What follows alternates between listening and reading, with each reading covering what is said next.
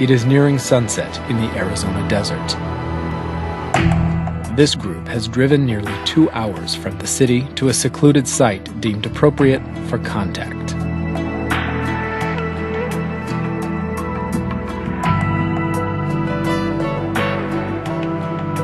Tonight, our main purpose is to open ourselves to contact with life forms beyond our Earth. LYSSA Royal HOLT has been doing this work around the world for more than 20 years. In 1988 is when I made the first connection with a being called Sasha, who says she's from the Pleiades. And believe me, I did not embrace that 100%. I'm my own worst critic, I'm a skeptic. And for me, I just tested it. Over and over and over, I tested it. And now that I've worked with her 20 years, I can see that from my perspective, she is who she says she is, and the contacts are real. Her books, including Preparing for Contact and Prism of Lyra, are classics in UFO literature. They explore the origins of Earth and its people as descendants of cosmic explorers, sort of an intergalactic melting pot older than our recorded history. And while the others here have no doubt as to her abilities, it's a little tough for me to swallow. For years, I've followed reports of strange lights in the sky, even interviewed many who say they've been abducted by aliens, but I have never had my own close encounter, at least not that I can remember. And without personal experience to draw upon, I haven't made up my mind about the truth behind these stories. It's not that I disbelieve you, but this can be far-fetched. Mm-hmm. Yes. How do you respond to that? Yes. I would be the first person to admit that all of this is crazy and far-fetched. So we try to use critical thinking. We try to use whatever science we have available to us, like knowing satellite tracking paths and things like that. Balance that with being open to anomalous experiences, strange lights we may not be able to explain. And sometimes we have to be open to not labeling it. So if we see a light floating, the mind wants to immediately label it, that's a UFO, or that's a floating orb. But maybe it's none of that. And if we label it, we limit it. And sometimes we stop the experience. So we try to walk a very fine line of being open, have critical thinking, and at the same time try to go deeper and deeper and closer to making the contact with whatever it is that's communicating with us. But will an open mind be enough to convince me of an extraterrestrial presence?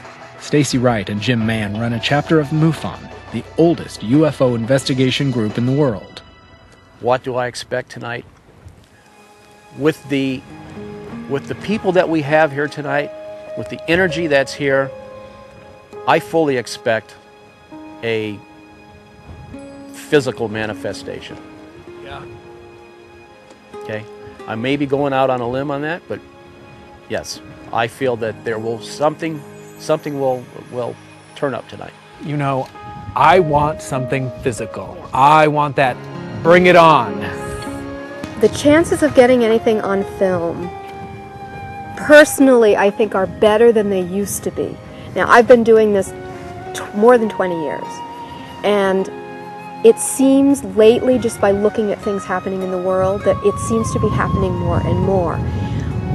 Why that's happening, I don't know. Maybe we're getting more ready.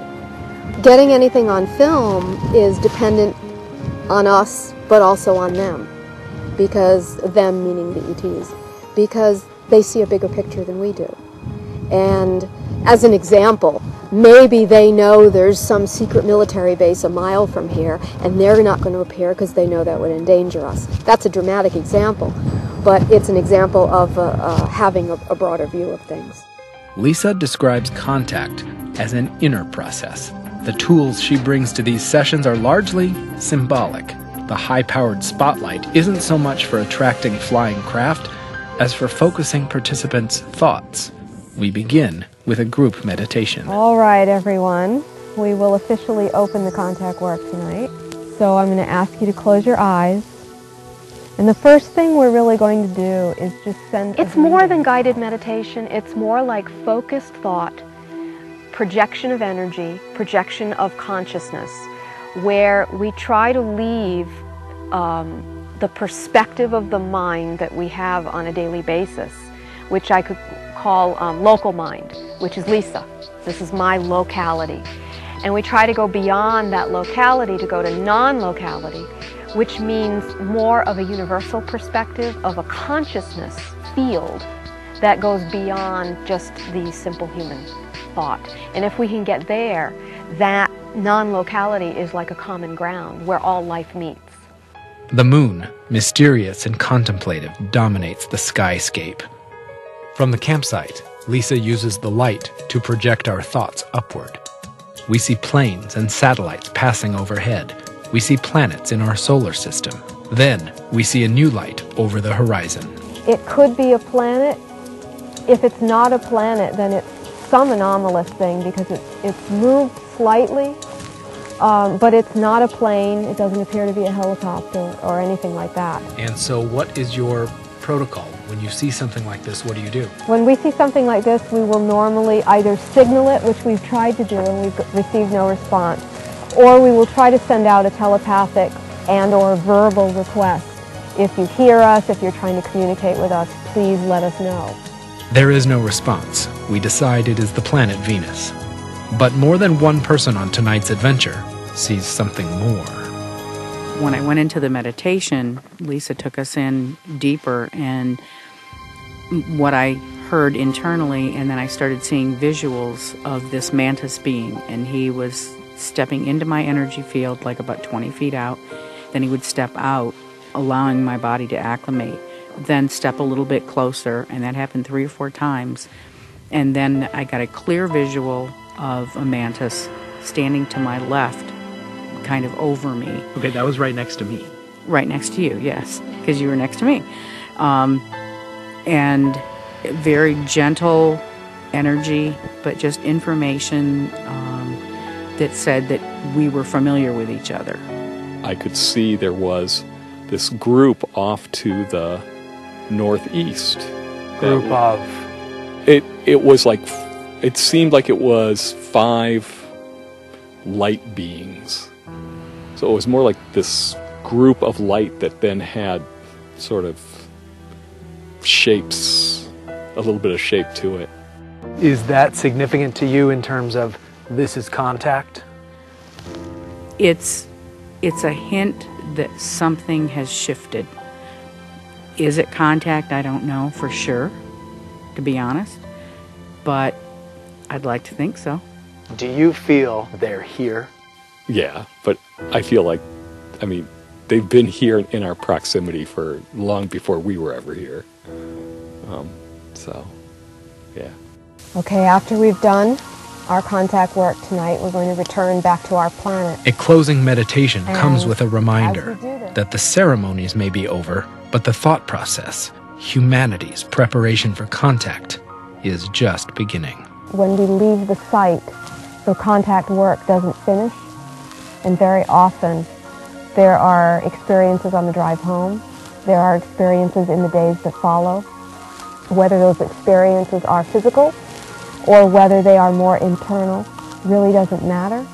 But be open to them as you have been open to the experiences before we did the contact work. The evening wrapped up at around midnight, and several people in the group say they got exactly what they were hoping for. I saw some strange flashes of light back on the mountain, but nothing that I would call a true contact experience. However, I've got a long drive home and a whole night's sleep to get. Good night.